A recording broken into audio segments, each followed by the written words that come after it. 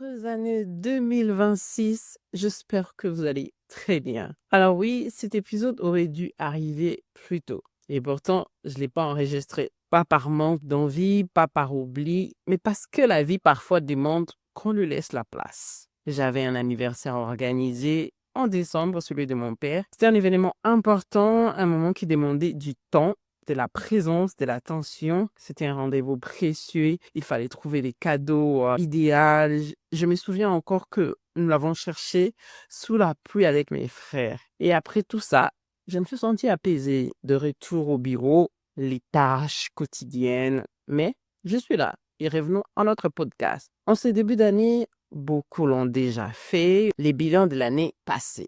Pourquoi? Parce qu'il est important de regarder en arrière, passer en revue les réussites, les moments lumineux, les victoires visibles ou pas, mais aussi les difficultés, les obstacles.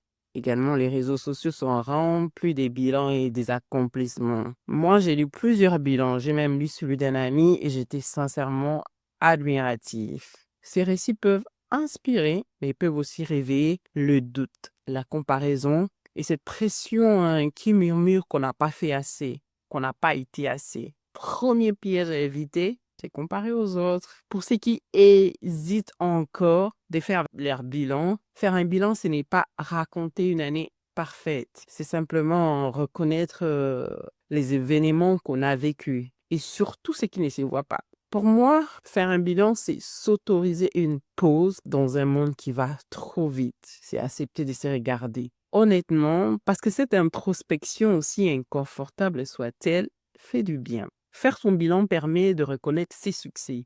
Ce qu'on minimise, ce qu'on balaie d'un ce n'est rien, alors que c'est parfois eux qui nous ont permis de tenir des bouts. Elle permet aussi de regarder les difficultés autrement, pas comme des fautes, mais comme des informations. Faire un bilan, c'est se regarder avec lucidité et bienveillance, sans se mentir, sans auto-flageller. Et puis, les bilans aident à clarifier ses objectifs, à se recentrer sur l'essentiel, ce qui nous nourrit vraiment, ce qui mérite encore de la place et ce que l'on peut laisser derrière soi. Ces dernières années, j'ai terminé souvent l'année épuisée, fatiguée, frustrée. Et en prenant le temps de regarder honnêtement, j'ai compris pourquoi. J'ai passé beaucoup de temps à aider les autres, ce qui n'est pas mauvais, à être disponible, à comprendre, à soutenir, mais je les faisais au détriment de mes propres besoins. Je pensais que si je ne faisais pas ci ou ça, les autres ne m'aimeraient pas. Et je me trompais. En 2025, quelque chose a changé. Je me suis dit,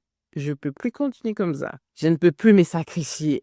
Alors j'ai appris à dire non, sans me justifier, sans culpabiliser. Et c'est difficile parce que tout à coup, on peut paraître incomprise. Oui, certaines personnes m'ont dit, tu as changé, peut-être. Et honnêtement, ça m'a fait un bien fou. J'ai appris à ne plus tout prendre personnellement et ça a transformé mes relations, moins des tensions, plus de clarté. J'ai posé des limites. Même là où ce n'était pas simple. Même dans la famille, j'ai appris à exprimer mes frustrations, à dire ce que j'attendais.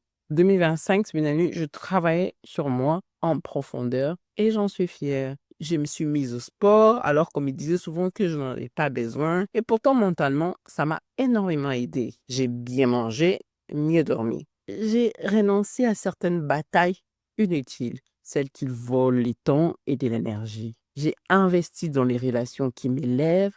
J'ai fait des belles rencontres.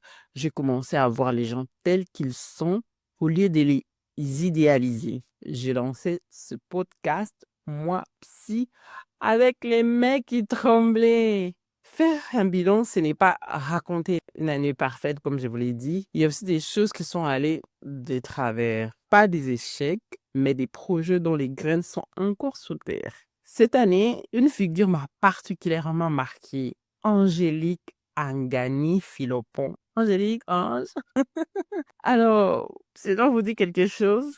Première Miss France il y a plus de 30 ans, elle est venue bousculer l'idée qu'il y aurait un âge idéal pour réussir, pour être visible et pour oser. Et à travers ces prises de parole, j'ai entendu un message pour toutes celles et ceux à qui on a déjà dit t'es trop âgé. Ce n'est plus le moment, c'est trop tard. Et pourtant, parfois, le moment, c'est maintenant. Et en 2025, j'ai aussi arrêté d'utiliser les mots petit. Petit projet, petite idée, petite réflexion. J'ai arrêté de minimiser ce que j'ai fait. J'ai arrêté de me rapetisser moi-même. J'ai pris soin de mes cheveux crepus. J'ai été à l'écoute des autres, mais de moi-même aussi. Je me suis battue contre l'anxiété, contre la peur de perdre des personnes que j'aime. Je n'ai pas tout dit.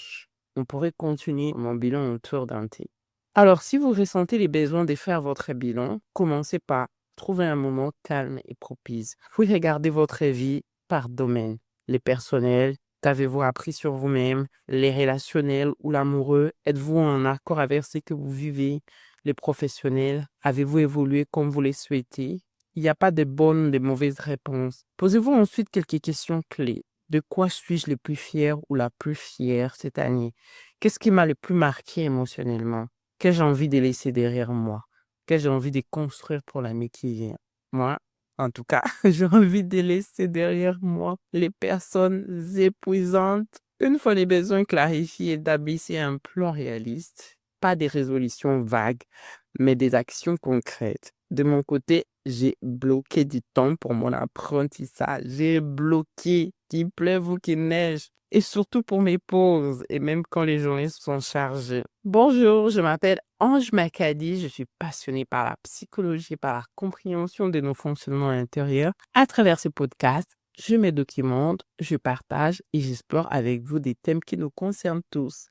Merci de m'avoir écouté. N'hésitez pas à partager vos expériences, à commenter et à diffuser ce podcast autour de vous. À très vite pour le prochain épisode et encore une fois, heureuse année 2026.